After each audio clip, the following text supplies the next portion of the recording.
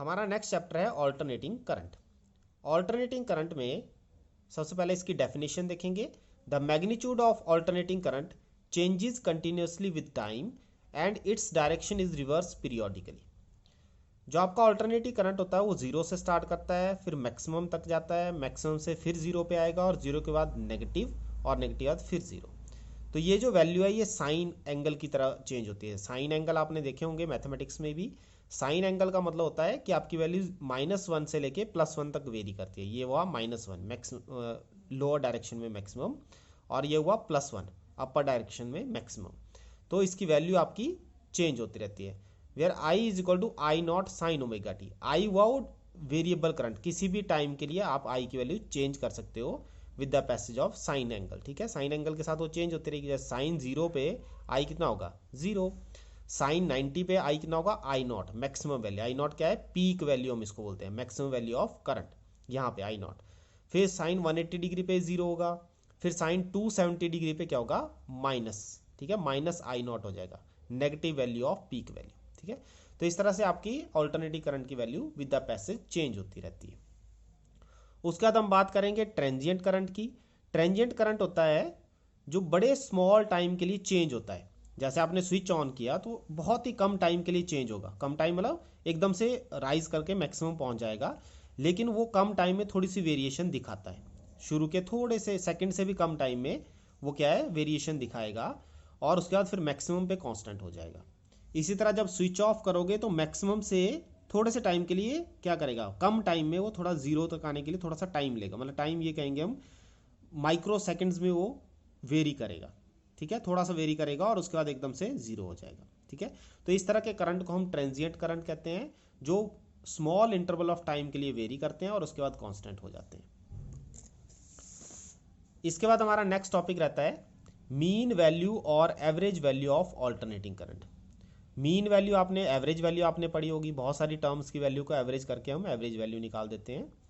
Alternating current क्यों ले रहे हैं एवरेज, क्योंकि ऑल्टरनेटिंग करंट में आपकी वैल्यू चेंज होती है। जीरो से मैक्सिमम, मैक्सिमम से जीरो, फिर नेगेटिव, फिर मैक्सिमम जीरो, फिर उसका फिर मैक्सिमम की तरफ को प्रोसीड करता है। और दूसरी बात इसमें यह है कि जो हम एवरेज वैल्यू लेते हैं वो हाफ इंटरवल ऑफ टाइम के लिए लेते हैं, हाफ साइकिल के लिए। अब हाफ साइकिल के लिए क्यों लेते हैं, इसको थोड़ा आपने मैथमेटिकली समझना है। जैसे आप पॉजिटिव साइकिल की बात करते हो, तो जो पॉजिटिव साइकिल होगा तो मान लो आपके पॉजिटिव हाफ में आपका जो चार्ज है वो इधर से इधर को फ्लो किया, मूव किया। ठीक है, लेकिन जब नेगेटिव हाफ साइकिल आएगा तो वो आपका चार्ज वापस इस डायरेक्शन में मूव कर जाएगा। तो नेट चार्ज मूवमेंट क्या होगी, जीरो। तो फुल साइकिल में जो आपके ऑल्टरनेटिंग करंट में जो चार्ज मूव करता है वो जीरो होता है, क्योंकि जितना चार्ज पॉजिटिव साइकिल में गया उतना नेगेटिव साइकिल में वापस आ जाएगा। ठीक है, तो नेट चार्ज पूरे फुल साइकिल के लिए क्या हो जाएगा, जीरो हो जाएगा। तो अब उस केस में हम नेट चार्ज नहीं निकाल पाएंगे, तो हमें सिर्फ हाफ साइकिल लेना है जब एक तरफ को चार्ज मूव किया है। इसीलिए आप क्या करते हो, जो मीन वैल्यू हाफ साइकिल के लिए कंसीडर करते हो। तो इसकी डेफिनेशन सबसे पहले देखेंगे।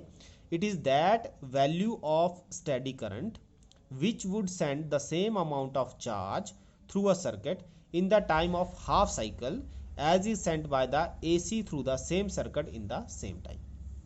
हम कहते हैं कि आपने जो हाफ साइकिल है ऑल्टरनेटिंग करंट का ये हुआ, तो हाफ साइकिल में शुरू में कितना करंट गया, जीरो। फिर यहाँ पे कितना गया, मान लो 1, मैक्सिमम वैल्यू उसकी 2 हो गई, फिर 1 हो गई, फिर से 0 हो गई।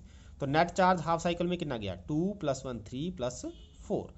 तो हम कहेंगे कि 4 आपके जो चार्जेस हैं वो मूव किए हाफ साइकिल में।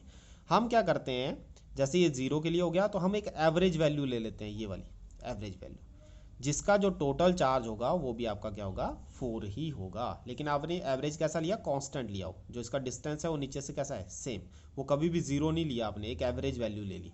वो एवरेज वैल्यू भी कितना चार्ज सेंड कर रही है, 4। और हाफ साइकिल में ऑल्टरनेटिंग करंट भी कितना चार्ज सेंड कर रहा है, 4।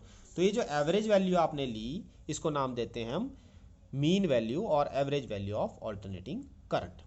तो हमने पढ़ा ऑल्टरनेटिंग करंट को कैसे रिप्रेजेंट करते हैं। अभी आपने देखा I = I naught sine omega t. ठीक है, if the strength of current is assumed to remain constant for a small time dt। हमने ऑल्टरनेटिंग करंट को कहा कि किसी टाइम dt के लिए वो कैसा रहता है, आपका कांस्टेंट रहता है ऑल्टरनेटिंग करंट, बहुत स्मॉल टाइम इंटरवल के लिए। तो जो स्मॉल अमाउंट ऑफ चार्ज जो dt टाइम में भेजेगा वो क्या होगा, dq = I × dt। Total charge को कैलकुलेट करने के लिए हाफ साइकिल में, ये ध्यान रखना हाफ साइकिल होगा इसका, ये बहुत इंपॉर्टेंट बात है।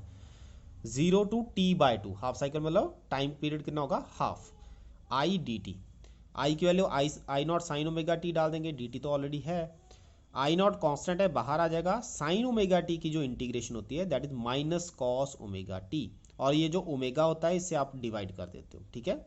तो ये आपकी इंटीग्रेशन आ जाएगी और लिमिट लेंगे 0 to t/2। तो अब कॉस की वैल्यू, टी की वैल्यू आपने t/2 पुट कर देनी है और एक बार टी की वैल्यू 0 पुट कर देनी। तो 0 से तो 0 हो जाएगा मल्टीप्लाई करके एंगल, लेकिन यहाँ पे जो t/2 है इसको आपको फर्दर चेंज करना पड़ेगा। कॉस ओमेगा t/2, टी की वैल्यू होती है 2π/ω, ये आपने +1 क्लास में भी पढ़ा हुआ है। तो t आ गया 2π/ω, और यहाँ पे जब वैल्यू कैलकुलेट करोगे तो कॉस पाई आ जाएगा ये। अब माइनस साइन आपने बाहर निकाला हुआ है, इसका यहाँ पे जो माइनस साइन है वो बाहर ले लेंगे। माइनस साइन आपने प्रोसीड करना है और अंदर वैल्यू डाल देनी है, कॉस पाई की -1 और कॉस 0 की भी, क्योंकि माइनस है तो कॉस 0 भी आपका -1 ही हो जाएगा, ठीक है। ये आपकी वैल्यू आ जाएगी माइनस माइनस, ये -2, तो माइनस से माइनस प्लस हो जाएगा 2I0/ω, ठीक है। ये हो गया आपकी Q की वैल्यू, जो चार्ज आपने ऑल्टरनेटिंग करंट ने सेंड किया है। फिर हम कहते हैं कि ये जो ऑल्टरनेटिंग करंट आपका रहा, उसने जितना चार्ज सेंड किया उसके लिए हम एक एवरेज वैल्यू मान लेते हैं IM। हमने कहा कि IM वो मीन और एवरेज वैल्यू ऑफ AC है जो कि आपका सेम चार्ज सेंड करेगी। तो चार्ज क्या होता है, करंट इनटू टाइम, तो वो IM क्या रिप्रेजेंट कर रहा है, मीन वैल्यू ऑफ करंट, जो हमने माना है कि वो बराबर रहेगा, वो कभी भी 0 नहीं होगा। तो IM इंटू t/2 ये ले लिया आपने। अब IM इंटू t/2 2I0/ω के बराबर होगा, जो इससे पहले चार्ज की वैल्यू आपने निकाली है। तो यहाँ से जब कैलकुलेट करोगे तो आपने क्या करना है, ओमेगा की वैल्यू 2π/t ले लेनी है, वही +1 वाला रिलेशन एंगुलर फ्रीक्वेंसी और टाइम पीरियड का। तो 2/t ले लिया, यहाँ से कैलकुलेशन करेंगे जब तो आपका IM आ जाएगा 2I0/π, ठीक है। तो ये गया 0.637 I0। तो IM कितना गया, 0.637 I0। अब IM क्या रिप्रेजेंट कर रहा है, मीन वैल्यू ऑफ करंट, और इसमें I0 क्या है, peak value, maximum value of current, जो मैंने आपको बताई। मैक्सिमम वैल्यू क्या होगी, या तो +1 होगी या अगर नेगेटिव डायरेक्शन में ले तो -1 होगी, ठीक है। तो IM को हम कैसे डिफाइन करेंगे, हेंस मीन और average value of AC over positive half cycle is 0.637 times the peak value of AC। जो पीक वैल्यू, जो मैक्सिमम वैल्यू है उसका 0.637 टाइम्स आपकी मीन वैल्यू रहेगी।